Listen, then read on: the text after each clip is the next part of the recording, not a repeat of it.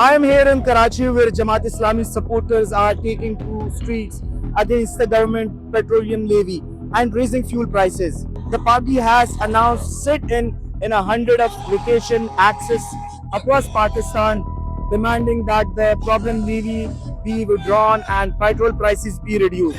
There in Karachi, protesters are making their anger over fuel prices and raising cost of living clear. Jamaat Islami says the petroleum levy has placed additional burden on ordinary consumers and demanding petrol at 250 per litre. I have spoken to the protesters here about what they are demanding, how higher fuel prices are affecting their daily life, and whether they believe the government should withdraw the levy. The party has said that the demonstration are intending to remain peaceful, but has warned if authorities attempt to block the protest, the campaigns could turn into a wider anti-government movement.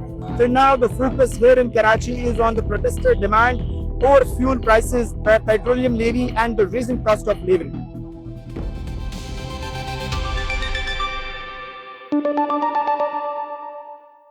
What happens when a media giant that lectures the world about journalism starts publishing content that many viewers may consider vulgar, inappropriate, and unnecessarily intimate? The BBC presents itself as a champion of journalism and media freedom, yet its own digital content raises serious questions about editorial responsibility in Pakistan.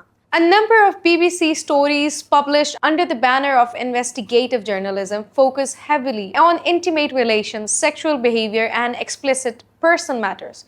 Critics argue that some of this material crosses the line between legitimate public interest reporting and content designed to provoke curiosity and attract attention.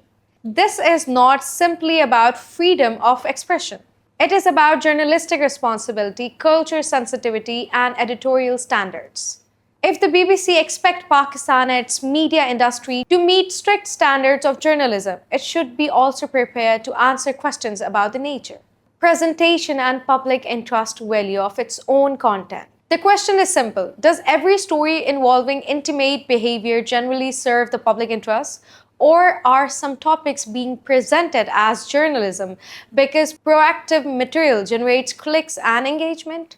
The screenshots and published headlines are available for viewers to examine themselves. The real question is whether this represents responsible journalism or an editorial standard that deserves serious scrutiny.